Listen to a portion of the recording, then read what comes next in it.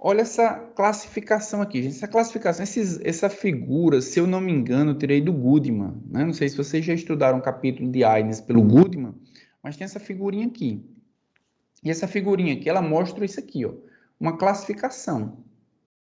Uma classificação dos Aynes, certo? Opa, saiu torto aqui o traço. Uma classificação dos Aynes.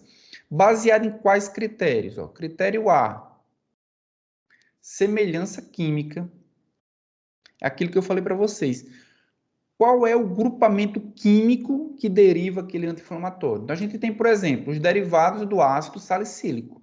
Então, a gente tem o ácido acetil salicílico, tem o salicilato de sódio, tem o flunizal. Todos eles são derivados da mesma molécula, que é o ácido salicílico.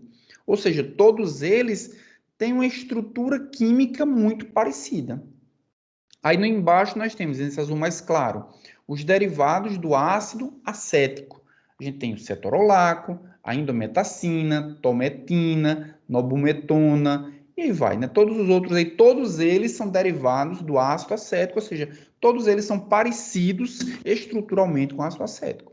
Tem os derivados do ácido propiônico, derivados do ácido fenâmico, ácido fenólico, dentre outros, tá bom? Então, a gente tem uma classificação baseada em quê?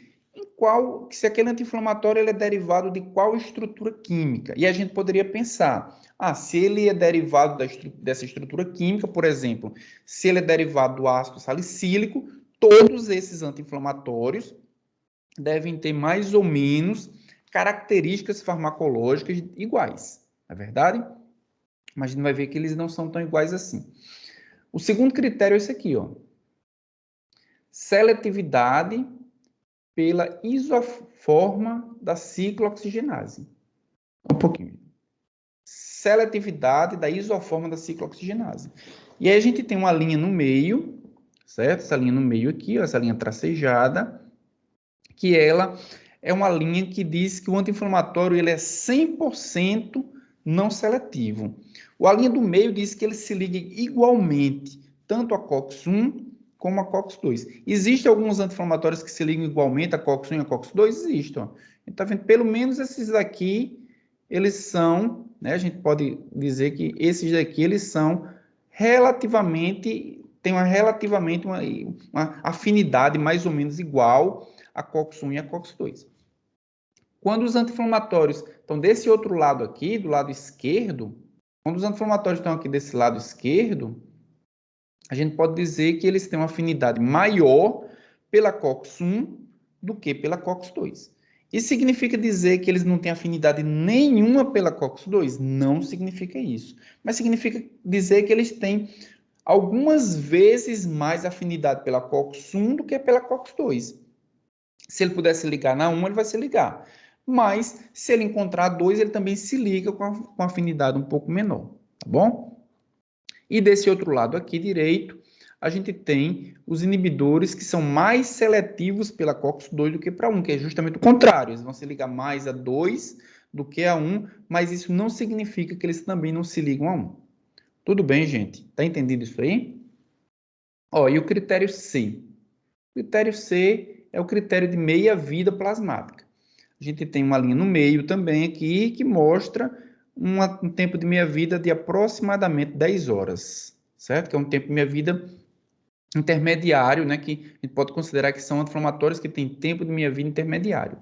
Mas alguns desses anti-inflamatórios que estão do lado esquerdo vão ter tempos de meias-vidas menores do que 10 horas. Alguns bem curtas, como por exemplo o diclofenaco, ali próximo de 1 hora aproximadamente.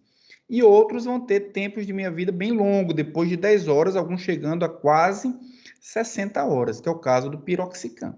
Tá bom? E a gente vai entender um pouco melhor mais à frente o que é que essas três características elas vão influenciar na hora da gente escolher o anti-inflamatório. Primeiro, vamos considerar o cetoprofeno, derivado do ácido propiônico, certo? Se a gente olhar o cetoprofeno pela seletividade da COX, ele é mais seletivo para COX-1 do que para COX-2, né? Ele fica num ponto ali bem intermediário, ali chegando lá quase no azul, ou seja, sendo quase um inibidor seletivo da COX-1 potente. Então, ele inibe a COX-1 de forma muito mais forte do que a COX-2. Beleza. Então, vamos pegar um outro dessa mesma classe química, né? O fenoprofeno. O que é que está acontecendo aqui, gente? O fenoprofeno, ele também é derivado do ácido propiônico. Quando a gente olha para o fenoprofeno, ele tem uma afinidade pela COX-1 menor do que o cetoprofeno, não é verdade? Então, a gente já pode indicar que a semelhança química não está influenciando muito, pelo menos, né? A diferença não é tão grande assim, não está influenciando muito a afinidade que o cetoprofeno tem pela enzima que ele vai inibir, que é a ciclooxigenase. Olhando agora para o naproxeno, também derivado do ácido propiônico, o naproxeno ele é quase que não seletivo. Então, ele tem uma afinidade pela COX-1 e pela COX-2 quase que igual. E se a gente olhar o ibuprofeno, que também é um outro derivado do ácido propiônico, esse sim tem uma afinidade, ele é completamente não seletivo. Ele consegue se ligar igualmente a COX-1 e igualmente a COX-2. Então, ele passou do cetoprofeno, que tem uma afinidade grande pela COX-1, para o ibuprofeno, que não tem seletividade nenhuma. Se liga a COX-1 e a COX-2 igualmente. Ambos são derivados do ácido propiônico. Então, a estrutura química para os anti-inflamatórios não esteroidais, ele não vai ter grande importância assim. Agora vamos olhar a meia-vida. Cetoprofeno. A gente viu o cetoprofeno derivado do ácido propiônico, né? Qual é a meia-vida do cetoprofeno? A meia-vida do cetoprofeno é um anti-inflamatório de meia-vida muito curta. Então, chega ali, né, passa de 1 hora, né? A gente pode ver que está na faixa azul também, mas é uma meia-vida muito curta. Quando a gente olha para o naproxeno, que a gente acabou de ver também, veja a diferença. Ó. Enquanto que o cetoprofeno tem uma meia-vida bem curta, o naproxeno tem uma meia-vida bem longa. Aqui é 10 horas, então ele já se aproxima aqui da faixa amarela. Ele já se aproxima da faixa amarela, que é uma faixa que tem uma meia-vida bem mais longa, tá certo? Considerando aqui um outro anti-inflamatório, diclofenaco. Diclofenaco, ele tem uma meia-vida plasmática, né? E vejam que tanto o naproxeno como o cetoprofeno, que a gente acabou de ver, são derivados do ácido propiônico. Corroborando mais uma vez que a estrutura química não está influenciando em nada. Agora, o diclofenaco. Diclofenaco é o anti-inflamatório, pelo menos dessa tabela aqui, né, dessa classificação, que tem o tempo de meia-vida mais curto de todos, muito próximo ali de 1 hora. E aí a gente tem também ó, o meloxicam, que tem um tempo de meia-vida muito alto. Também ali se aproximando ali da faixa amarela, ali, então deve ser algo em torno de 20 e 30 horas aproximadamente.